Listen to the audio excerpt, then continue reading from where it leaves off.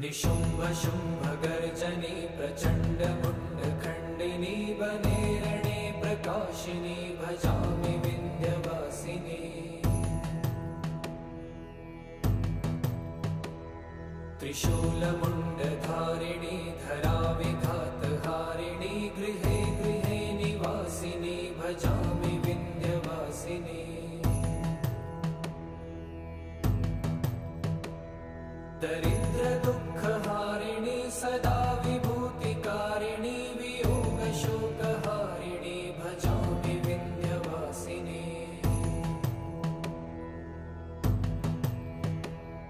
लसत्सुलोललोचनं लतासनं वरप्रदं कपालशूलधारिणी भजामि Vindhyavasini. कराब्जदान